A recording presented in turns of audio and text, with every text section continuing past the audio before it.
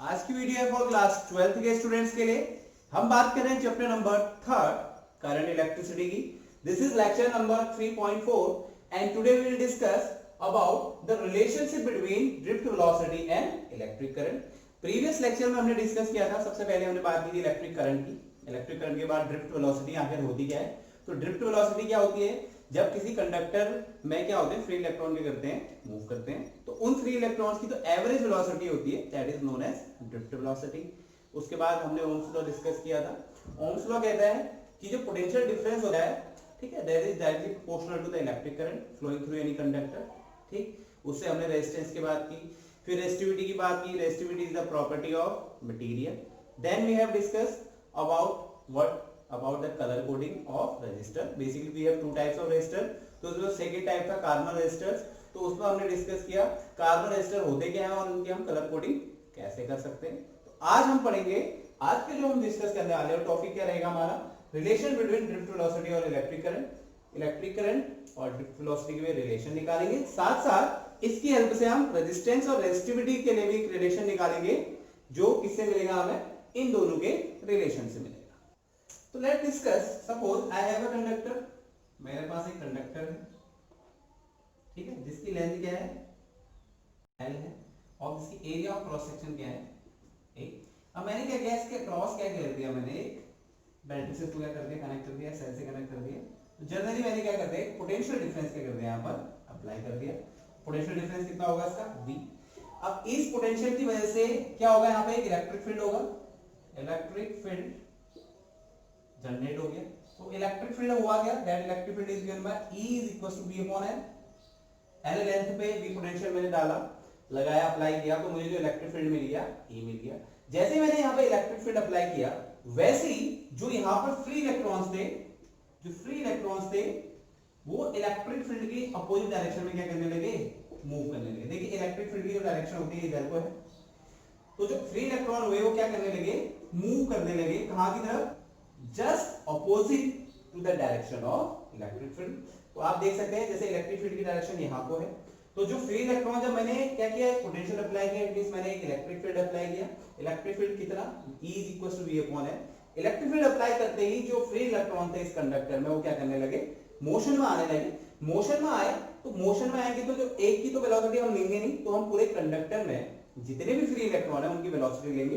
तो इसका मतलब ये किस वेलोसिटी से मूव कर रहे हैं, ये सब मूव कर रहे हैं ड्रिफ्ट वेलोसिटी से, जिसको मैंने क्या बोल दिया, V।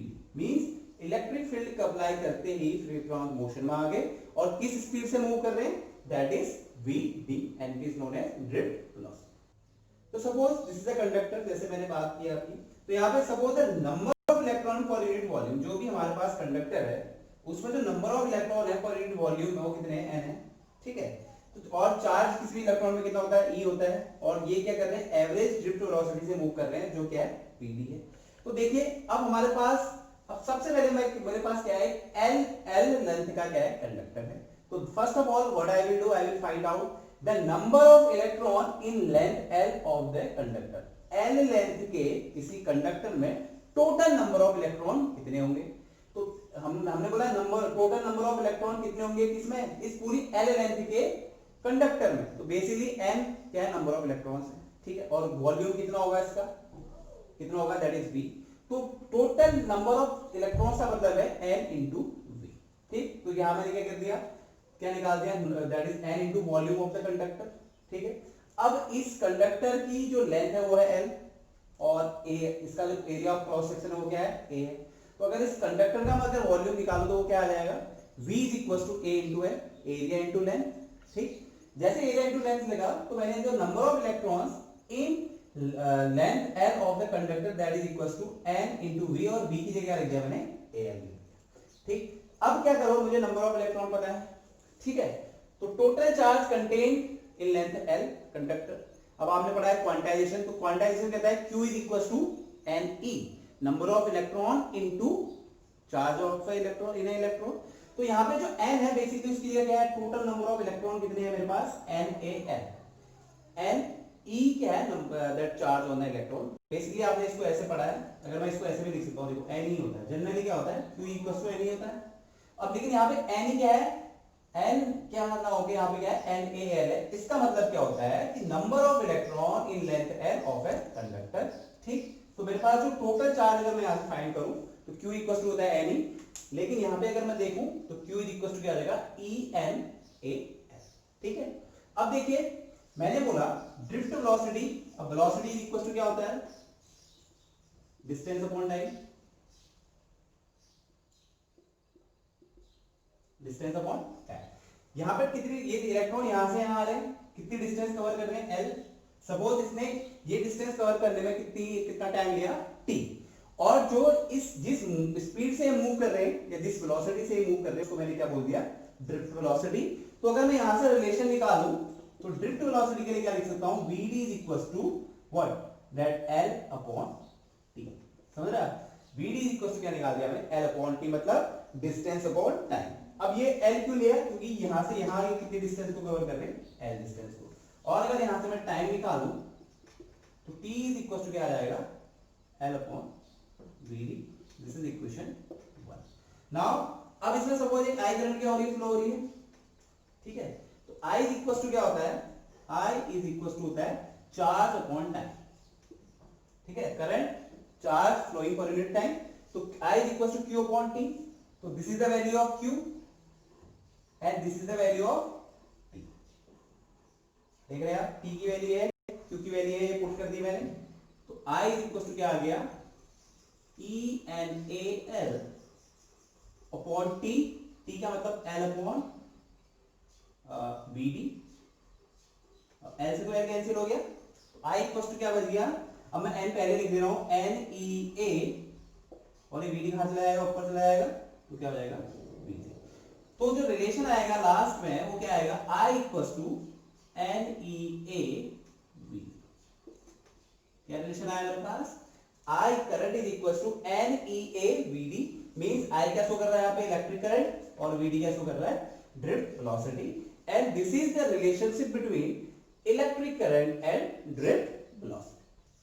Now we have the relation current and drift velocity का रिलेशन निकला N E A VD। VD को थोड़ा छोटा बना देते हैं, ये VD क्या शो कर रहा है ड्रिफ्ट वेलोसिटी का सिंबल है, तो ये हो गया I। तो करंट और VD के बीच रिलेशन आ गया। अब कभी कभी क्या पूछ लिया जाता है आपसे, करंट डेंसिटी और ड्रिफ्ट वेलोसिटी के बीच क्या पूछ लिया जाता है, रिलेशन पूछ लिया जाता है। तो what is the formula for current density, current density उसको हम रिप्रेजेंट करते हैं J से। तो J इक्वल टू होता है charge flowing per unit area, किसी भी एरिया से कितना चार्ज क्या हो रहा है बाहर निकल रहा है, तो दैट इज करंट डेंसिटी। तो यहाँ पे अगर वैल्यू रखूं तो I की वैल्यू क्या आ जाएगी N E A VD upon ए से कैंसिल आया, ये हो जाएगा, तो J इक्वल टू क्या आ जाएगा N E V D. J equal to क्या आ गया एन ई वी डी। अब as you know that current density and drift velocity both are vector quantity, तो I can write this expression in the terms of vector also. तो vector form में अगर मैं इसको लिखूं तो J इक्वल टू क्या हो जाएगा N E A V. So this is NeVd, and this is the relationship between current density and drift velocity. Now let's another thing is we can also reduce the Ohm's law with the help of these above expression जो हमने निकाले उसकी help से हम Ohm's law भी निकाल सकते हैं।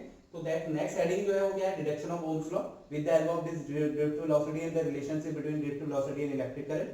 ठीक है, तो इनिशियली जब मैंने बात की थी ड्रिफ्ट वेलोसिटी की थी, ये मेरे पास क्या था, कोई कंडक्टर था, इसको मैंने क्या कर दिया था किसी बैटरी से कनेक्ट कर दिया था, तो यहाँ पे एक इलेक्ट्रिक फील्ड जनरेट हो गया था, इसकी लेंथ थी L और एरिया था A। यहाँ पे फ्री इलेक्ट्रॉन क्या कर रहे थे, मूव करने लगे। जनरली यहाँ पे इलेक्ट्रिक फील्ड कितना होता था, electric field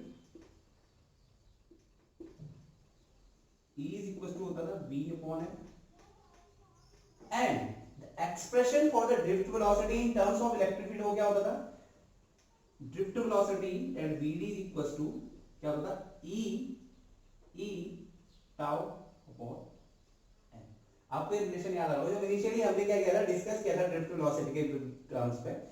drift velocity relaxation, this is tau is relaxation time, this capital E is the electric field, small e is the charge in the electron and m is the mass of the electron। तो जब हमने drift velocity के बारे में discuss किया था तो हमें मिला था VD इक्वल टू माइनस का था, माइनस का साइन हमने नहीं ले रहे क्योंकि यहाँ पे हम डायरेक्शन की कोई बात नहीं कर रहे। तो यहाँ पे जो ड्रिफ्ट वेलोसिटी होगी तो वो होगी ई टाउ अपॉन ml। तो यहाँ पे जो ई है, यहाँ पे जो ई है उसको मैं किससे रिप्लेस कर सकता हूँ, इस v अपॉन n से रिप्लेस कर सकता हूँ। तो VD इज इक्वल टू क्या हो जाएगा, देखो VD इज इक्वल टू क्या हो जाएगा, E capital V, this is potential, tau upon m। VD क्या है, drift velocity is equal to charge electron into potential difference या वोल्टेज कह सकते हैं, into relaxation time upon m mass of the electron into length of the conductor. So this is the relationship between potential and drift velocity. अभी मैंने current के लिए relation जो निकाला, this is the relation for drift velocity in terms of potential।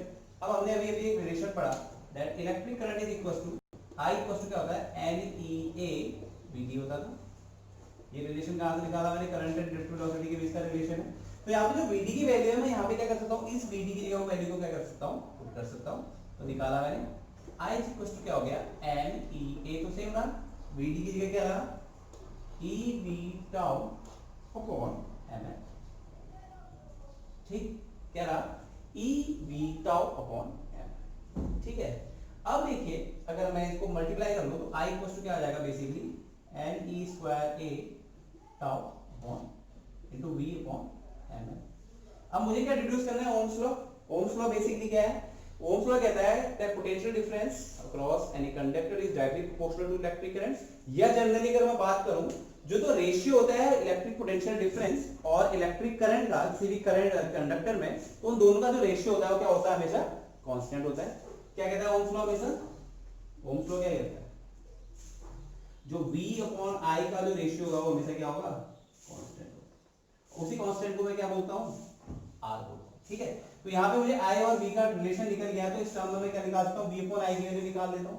तो V upon I की value जो होगी वो क्या होगी, V अपॉन I, तो ये ऊपर आ जाएगा तो ये हो जाएगा ml और ये हो जाएगा NE square A tau. This is the value of V upon I। अब बात करूं at constant temperature, at constant temperature जो वैल्यू होगी m की, n की, n की, e की, a की, टाउ की, ये किसी पर्टिकुलर एक गिवन कंडक्टर के लिए क्या होगी, कांस्टेंट। अगर टेम्परेचर है तो सारी की सारी वैल्यू क्या होंगी यहाँ पर, कांस्टेंट।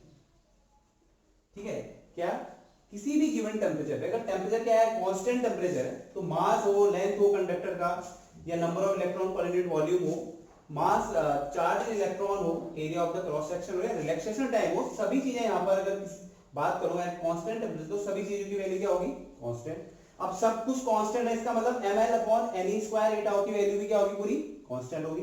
तो मैं लिख सकता हूं यहाँ पे V अपॉन I की जो वैल्यू है वो क्या है, कांस्टेंट है, and this is constant is known as resistance R, and this will give me the Ohm's law।